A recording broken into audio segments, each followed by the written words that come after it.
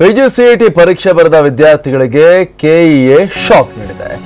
40ಕ್ಕೂ ಅಧಿಕ ತಪ್ಪು ಕೀ ಉತ್ತರಗಳನ್ನು ಪ್ರಕಟಿಸಿದೆ ಕೆಇಎ. ಕೆಲ ಪ್ರಶ್ನೆಗಳಿಗೆ 2-3 ಉತ್ತರಗಳನ್ನು ನೀಡಿದೆ ಕೆಇಎ. ಕೆಇಎ ಎಡವಟ್ಟಿಗೆ ವಿದ್ಯಾರ್ಥಿಗಳು ಕಂಗಾಲಾಗಿದ್ದಾರೆ. ರ್ಯಾಂಕಿಂಗ್ ಅನ್ನು ಕಳೆದುಕೊಳ್ಳುವ ಭೀತಿಯಲ್ಲಿ ವಿದ್ಯಾರ್ಥಿಗಳಿದ್ದಾರೆ. ತಪ್ಪು ಕೀ ಉತ್ತರಗಳ ಬಗ್ಗೆ ಕೆಇಎಗೆ ದೂರುಗಳ ಮಹಾಪೂರವೇ ಹರಿದು ಬಂದಿದೆ. ಸ್ಪರ್ಧಾತ್ಮಕ ಪರೀಕ್ಷೆಗಳಿಗೆ ವಿದ್ಯಾರ್ಥಿಗಳು ಹಗಲು ರಾತ್ರಿ ಕಷ್ಟಪಟ್ಟು ಓದ್ತಾರೆ. ಆದರೆ ಎಕ್ಸಾಮ್ ಬರೆದು ಖುಷಿಯಲ್ಲಿದ್ದ ವಿದ್ಯಾರ್ಥಿಗಳಿಗೆ ಕೆಇಎ ಶಾಕ್ ನೀಡಿದೆ. ಕರ್ನಾಟಕ ಪರೀಕ್ಷಾ ಪ್ರಾಧಿಕಾರ ಇದೇ ತಿಂಗಳು ಪಿಜಿ ಕಾಲೇಜುಗಳಿಗೆ ಸೇರೋಕೆ ಪಿಜಿಸಿಇಟಿ ಪರೀಕ್ಷೆಗಳನ್ನು ನಡೆಸಿದೆ. ಜುಲೈನಲ್ಲಿ ನಡೆದ ಪರೀಕ್ಷೆಗಳ ಕೀ ಉತ್ತರಗಳನ್ನು ಕೂಡ ಪ್ರಕಟಿಸಿದೆ. ಆದರೆ ಕೆಇಎ 40ಕ್ಕೂ ಅಧಿಕ ಕೀ ಉತ್ತರಗಳನ್ನು ತಪ್ಪಾಗಿ ಪ್ರಕಟಿಸಿದೆ. ಇಂಗ್ಲಿಷ್, ಸಾಮಾನ್ಯ ಜ್ಞಾನ, ರೀಸನಿಂಗ್ ಅಂಡ್ ಜನರಲ್ ಇಂಟೆಲಿಜೆನ್ಸ್ ಮತ್ತು ಕ್ವಾಂಟಿಟೇಟಿವ್ ಅಬಿಲಿಟಿ ವಿಭಾಗಗಳಲ್ಲಿ ತಲಾ 25 ಪ್ರಶ್ನೆಗಳನ್ನು ಕೇಳಿದೆ. ಅದರಲ್ಲಿ 40 ಪ್ರಶ್ನೆಗಳಿಗೆ ತಪ್ಪು ಉತ್ತರಗಳನ್ನು ಪ್ರಕಟಿಸಿದೆ. ಗೂಗಲ್ ಸಂಸ್ಥೆಯ ಸಿಇಒ ಸುಂದರ್ ಪಿಚಾಯ್ ಬದಲಾಗಿ ಸತ್ಯ ನಡೆಲ್ಲಾ ಅಂತ ಹಾಕಿದ್ದಾರೆ. ಸತ್ಯ ನಡೆಲ್ಲಾ ಮೈಕ್ರೋಸಾಫ್ಟ್ನ ಸಿಇಒ. ಇವರು ಅದನ್ನ ಅಲ್ಲೇ ಎಕ್ಸ್ಚೇಂಜ್ ಮಾಡಿಬಿಟ್ಟಿದ್ದಾರೆ ಗೂಗಲ್ ಮತ್ತು ಮೈಕ್ರೋಸಾಫ್ಟ್ ನಡುವೆ. ಇಷ್ಟೇ ಅಲ್ಲದೆ ಕೆಲ ಪ್ರಶ್ನೆಗಳಿಗೆ ಕೇವಲ 1 ಸರಿ ಉತ್ತರ ನೀಡೋದನ್ನ ಬಿಟ್ಟು 2-3 ಉತ್ತರಗಳನ್ನ ಆಪ್ಷನ್ ನೀಡಿದ್ದಾರೆ. ಇಂತಹ ಹಲವಾರು ಎಡವಟ್ಟುಗಳನ್ನ ಮಾಡಿರೋದು ವಿದ್ಯಾರ್ಥಿಗಳಲ್ಲಿ ಆತಂಕಕ್ಕೆ ಕಾರಣವಾಗಿದೆ. ಅಲ್ಲಿ ತಮ್ಮ ರ್ಯಾಂಕಿಂಗ್ ಕೂಡ ಎಲ್ಲಿ ಮಿಸ್ ಆಗುತ್ತೆ ಅನ್ನುವಂಥ ಭೀತಿ ವಿದ್ಯಾರ್ಥಿಗಳನ್ನ ಕಾಡ್ತಾ ಇದೆ. ಪಿಜಿಸಿಇಟಿ ಪರೀಕ್ಷೆ ಬರೆದ ವಿದ್ಯಾರ್ಥಿಗಳು ಕರ್ನಾಟಕ ಪರೀಕ್ಷಾ ಪ್ರಾಧಿಕಾರದ ಎಡವಟ್ಟಿನ ಬಗ್ಗೆ ದೂರುಗಳನ್ನ ಕೆಇಎಗೆ ನೀಡಿದ್ದಾರೆ.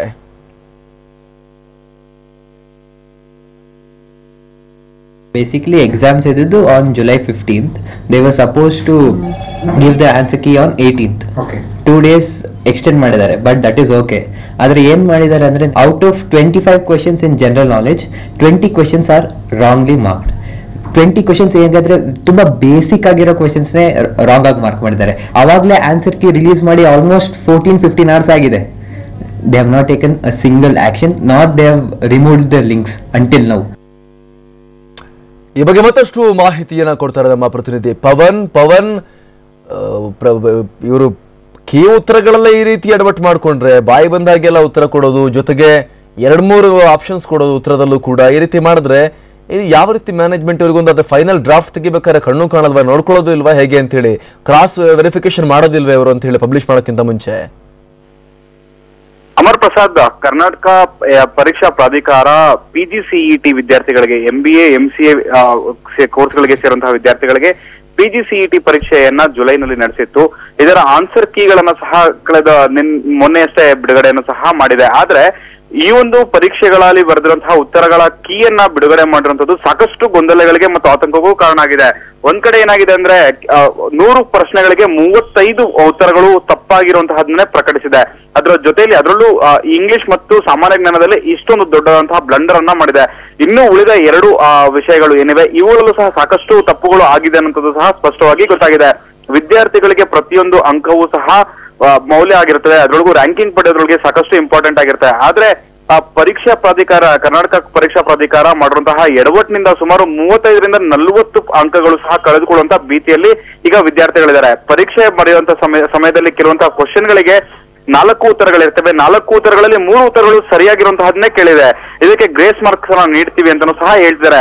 ಪರೀಕ್ಷೆಯ ಪತ್ರಿಕೆಯನ್ನೇ ಒಂದು ಉಲ್ಟಾ ಮಾಡಿ ಸಾಕಷ್ಟು ಗೊಂದಲಗಳನ್ನ ಸೃಷ್ಟಿ ಮಾಡಿದ್ರು. ಅದ್ರ ಜೊತೆಲಿ ಇವಾಗ ಉತ್ತರ ಕೀಗಳು ಏನ್ ಬಿಟ್ಟಿದಾವೆ ಇದ್ರೊಳಗೂ ಸಹ ಸಾಕಷ್ಟು ಗೊಂದಲಗಳು ಮತ್ತೆ ಅದರೊಳಗೂ ಬ್ಲಂಡರ್ ಗಳನ್ನ ಮಾಡಿರುವಂತದ್ದು ವಿದ್ಯಾರ್ಥಿಗಳಿಗೆ ಸಹ ಈಗ ಈ ಮುಂದೆ ಏನಾಗುತ್ತೆ ಅನ್ನೋಂಥದ್ದು ಭಯ ಸಹ ಕಾಡಿದೆ. ಈಗ ಸದ್ಯಕ್ಕೆ ಈ ಬಗ್ಗೆ ಸಾಕಷ್ಟು ದೂರುಗಳನ್ನ ಕೆಇಎಗೆ ವಿದ್ಯಾರ್ಥಿಗಳು ನೀಡ್ತಿದ್ದಾರೆ.